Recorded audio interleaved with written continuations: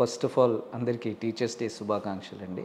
Happy teachers day and thanks for inviting me for this interview అండి. I feel very happy. Thank you sir. Very happy sir. Actually ఒక 20-30 ఏళ్ల క్రితం లేదా 40 ఏళ్ల క్రితం ఉన్న టీచర్స్ ఇప్పుడు లేరు, అప్పుడున్న మారల్స్ ఎథిక్స్ ఇప్పుడు లేవు.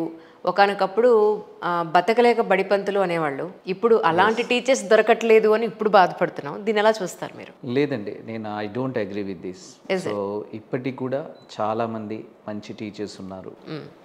20 సంవత్సరాల క్రితం ఎలాంటి టీచర్స్ ఉన్నారో ఇప్పుడు ఇంకా బాగా అప్డేట్ అయ్యి ఇంకా చక్కగా పిల్లల్ని తీర్చిదిద్దుతూ ఉన్నారు. అందుకే మన దేశం ఇంత అభివృద్ధి చెందుతుందని నేను that is what I believe in. So teachers day సందర్భంగా టీచర్ అనేవాడు ఎలాంటి వాళ్ళు అని అంటే teachers are the builders of a nation. That is what I believe in. దేశ భవిష్యత్తు తరగతి గదిలో నిర్మితం అవుతుంది అనేది నేను స్ట్రాంగ్గా బిలీవ్ చేస్తాను. ఎగ్జాక్ట్లీ. సో ఒక మంచి టీచర్ ఉంటే ఖచ్చితంగా ఆ స్కూల్లో ఉన్న పిల్లలందరూ కూడా మంచిగా డెవలప్ అవ్వడానికి అవకాశం ఉంటుంది. అట్లాగే నేనైనా మీరైనా నేను I always say that if you admire A person admire the teacher behind them అని నేను స్ట్రాంగ్గా చెప్తూ ఉంటాను. ఎందుకంటే మనం ఏదైనా ఒక గొప్ప వ్యక్తిని చూసినప్పుడు అతను మనకు గొప్పగా కనిపించినప్పుడు, ఇప్పుడు మీరు ఇంత మంచిగా యాంకర్గా రాణించారు అని అంటే నేనేం నమ్ముతాను అని అంటే మిమ్మల్ని అడ్మైర్ చేస్తున్నాను అంటే దాని అర్థం ఏంటంటే దీని వెనకాల మీ టీచర్ ఎవరో ఒకరు ఉన్నారు. ఇప్పుడు నేను ఈరోజు ఇంగ్లీష్ చెప్తున్నాను అని అంటే కూడా దాని వెనకాల నాకు విద్య నేర్పిన గురువు ఉన్నాడు. సో దట్స్ వై అంటే నేను ఎప్పుడూ చెప్తూ ఉంటాను, if you admire A person admire the teacher behind them. ఇప్పుడున్న ప్రస్తుత కాలమాన పరిస్థితుల్లో టీచర్స్కి వాళ్ళకున్న స్కెడ్యూల్లో ఆ లెసన్స్ కంప్లీట్ చేయడం లేదంటే ఆ పోర్షన్ కంప్లీట్ చేసే హడావిల్లో మా 90sలో మా స్కూల్స్లో నేర్పించే ఏవైతే లైఫ్ స్కిల్స్ క్లాస్ అయిపోయిన తర్వాత ఒక 5 నిమిషాలు అందరినీ పర్సనల్గా పలకరించేవాళ్ళు. మీ నాన్నగారు ఏం చేస్తారు, మీ ఇంట్లో ఎవరెవరు ఉంటారు, సో నువ్వు ఏ టైంలో లేస్తావు, నువ్వు ఏ టైంని పడుకుంటావు, మీ ఆరోగ్యం కోసం ఇలా చేయాలి. మా అప్పుడు 90sలో 10th క్లాస్కే ఆడపిల్లలకి చాలామందికి పెళ్ళిళ్ళు అయిపోయి ఉన్నాయి. వాళ్ళందరికీ మా సైన్స్ టీచర్లు వీళ్ళందరూ వచ్చి వాళ్ళ హెల్త్ కోసం మాట్లాడేవాళ్ళు. అంత టైం ఉండేది. ఇప్పుడేంటి పోర్షన్ కంప్లీట్ చేయడానికి టీచర్స్కి టైం సరిపోవట్లేదు అనేది నా ఉద్దేశం. మీరేమంటారు సార్? లేదండి, అంటే గవర్నమెంట్ స్కూల్స్లో అలాంటి సిచ్యువేషన్ ఏం లేదు. That is true. చదువుకున్న గవర్నమెంట్ స్కూల్స్లో ఇప్పుడు కూడా teachers they are very care అంటే దే ఆర్ వెరీ కేరింగ్ అండి. ఎంత కేరింగ్ అని అంటే ప్రతిదీ ఆలోచిస్తారు. వాళ్ళ ఫినాన్షియల్ బ్యాక్గ్రౌండ్ కావచ్చు, లేదంటే వాళ్ళ ఫ్యామిలీ బ్యాక్గ్రౌండ్ గురించి ఆలోచించి వాళ్ళకి గైడెన్స్ ఇవ్వడం, ఇవన్నీ ఇప్పుడు కూడా జరుగుతున్నాయి. అయితే కొన్ని కాంపిటేటివ్ వరల్డ్లో కొన్ని ప్రైవేట్ ఆర్గనైజేషన్స్లో మనం చూస్తూనే ఉన్నాం చాలా. అంటే చదువు ఒకటే తప్పించి వేరేది ఏది ఉండకూడదు అనే ఉద్దేశంతో పిల్లలకి ఆడుకోవడానికి టైం ఇవ్వకుండా కూడా ఇలా జరుగుతూ ఉంటాయి. అదంతా వేరే. కానీ నేను ఎక్స్పీరియన్స్ చేసేది, నేను ఇప్పుడు ట్రైనింగ్ ఇచ్చేదంతా గవర్నమెంట్ స్కూల్ టీచర్స్ కాబట్టి నేను చూస్తున్నది ఏంటి అని అంటే గవర్నమెంట్ స్కూల్స్లో ఆ పరిస్థితి ఏమి లేదండి. True I accept it. Totally accept it. మీకు ఒక ట్యాగ్ లైన్ ఉంది రామేశ్వర్ గౌడ్ గారి పేరు కింద, సెలబ్రిటీ టీచర్ అని చెప్పని. సో మీరు ఓన్లీ మన సుకుమార్ గారు లాంటి వాళ్ళు లేకపోతే బండ్ల గణేష్ గారు లాంటి వాళ్ళు ఇలాంటి పెద్ద పెద్ద సెలబ్రిటీస్కే ఇస్తారా, జనరల్ పబ్లిక్ మా లాంటి వాళ్ళు కూడా ఇస్తారా? మేడం మీరు కూడా పెద్ద సెలబ్రిటీ. ఎందుకంటే ఐ షుడ్ సే దిస్, నేను అంటే ఇట్లా అంజలి గారు నాకు ఇట్లా ఇంటర్వ్యూ షెడ్యూల్ చేశారు అని చెప్పినప్పుడు నేను ఒక 4-5 మెంబర్స్ చెప్తే అందులో 3 మెంబర్స్ మీ ఫ్యాన్స్ ఉన్నారు. అందులో one of my close friends ఉన్నారు.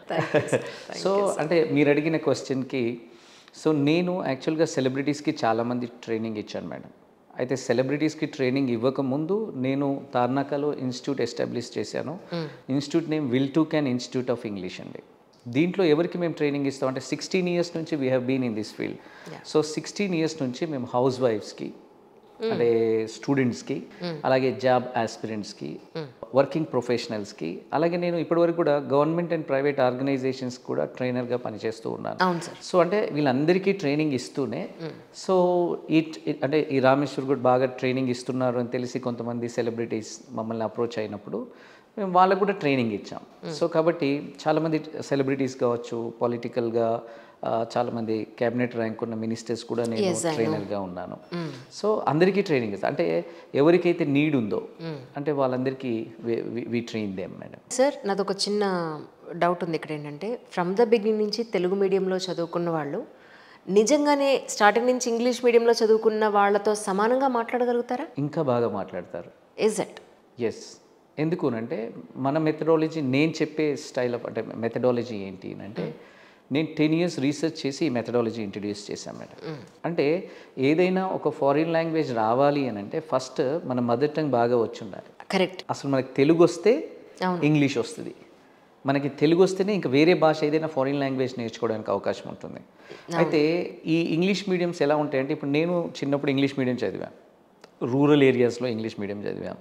చదివినప్పుడు అక్కడ ఇంగ్లీష్ మీడియంస్ అంటే మీకు తెలియని విషయం ఏంటి మేడం, అంటే పేరుకి ఇంగ్లీష్ మీడియం, అవును, సిలబస్ ఇంగ్లీష్లో ఉంటుంది, ఎక్స్ప్లెనేషన్ అంతా తెలుగులో ఉండేది. ఎగ్జాక్ట్లీ. అంటే అటు తెలుగు రాక ఇటు ఇంగ్లీష్ రాక ఇబ్బంది పడతాం. కానీ అదే తెలుగు మీడియం వాళ్ళకి ఇప్పుడు మా క్లాసెస్లో తెలుగు తెలిసి ఇంగ్లీష్ చదవటం రాయటం తెలిస్తే చాలు. మీరు ఏ డిగ్రీ చేశారో మాకు సంబంధం లేదు, మీరు ఏం చదువుకున్నారో అవసరం లేదు, మీకు తెలుగు తెలియాలి, ఇంగ్లీష్ చదవటం రాయటం తెలిస్తే 2 monthsలో you're going to speak like natives. ఇంకోటి సార్, మన తెలుగు వాళ్ళలో నేను ఇప్పుడు ప్రజెంట్ యంగ్స్టర్స్లో నేను చూసింది ఏంటి అంటే, ఇంగ్లీష్లో వాళ్ళు మాట్లాడుతున్నారు కానీ దీన్ని తెలుగులో ఏమంటారు అంటే వాళ్ళకి తెలియట్లా. Yes. And one more thing, నేను ఒక తెలుగు పదం చెప్పి దీన్ని ఇంగ్లీష్లో కరెక్ట్గా సెంటెన్స్ ఎలా మనం ఫామ్ చేయొచ్చు, సింపుల్ సెంటెన్స్ ఎలా ఫామ్ చేయొచ్చు అని అంటే దానికి కూడా వెతుక్కుంటున్నారు. సో దీన్ని బట్టి మీరు చెప్పింది 100% కరెక్ట్. మన తెలుగు భాష అనేది ఫస్ట్ మనం పూర్తిగా నేర్చుకుంటే ఇంకొక భాష నేర్చుకోవడానికి లేదా ట్రాన్స్లేట్ చేయడానికి మనకు చెప్పడానికైనా పక్కాళ్ళకి చెప్పడానికైనా కూడా అది ఉండాలి కదా. ఇంగ్లీష్ ఒక్కటి వస్తే సరిపోదు, మన మాతృభాషలో కూడా దాన్ని అర్థమయ్యేట్టు చెప్పగలగాలి కదా వాళ్ళు. అది ఏంటి ఎగ్జాక్ట్గా ఇప్పుడు ఫర్ ఎగ్జాంపుల్ ప్రపంచంలో ఎక్కడికి వెళ్ళినా సరే మదర్ టంగ్ టు అంటే ఫారిన్ లాంగ్వేజెస్ నేర్చుకుంటారు. అవును. ఇప్పుడు మీరు ఏదైనా యూనివర్సిటీ, ఇప్పుడు మన హైదరాబాద్లోనే ఈఎఫ్ఎల్ ఇలాంటి యూనివర్సిటీస్ ఉన్నాయి, ఇంగ్లీష్ అండ్ ఫారిన్ లాంగ్వేజెస్. మీరు అక్కడ వెళ్ళి ఏదైనా జపనీస్ నేర్చుకోవాలని అనుకుంటే వాళ్ళు మీకు ఇంగ్లీష్ ప్రొఫిషియన్సీ టెస్ట్ పెడతారు. మీరు ఫ్రెంచ్ నేర్చుకోవాలనుకుంటే ఇంగ్లీష్ టెస్ట్ పెడతారు.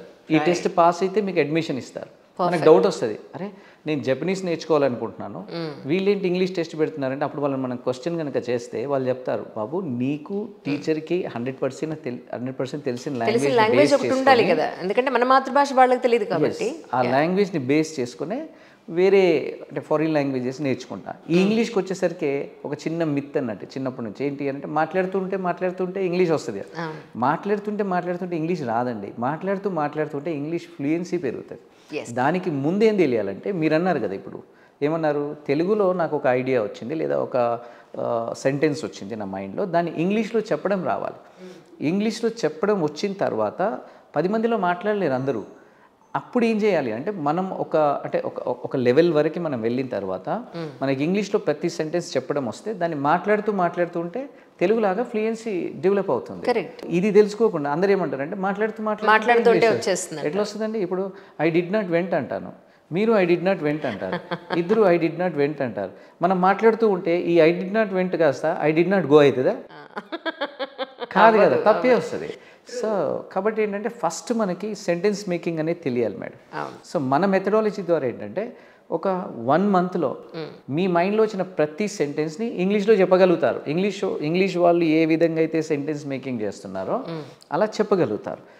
దాని తర్వాత మేము ఏం చేస్తామంటే నెక్స్ట్ స్పీకింగ్ స్కిల్స్ డెవలప్ చేస్తాం మనం.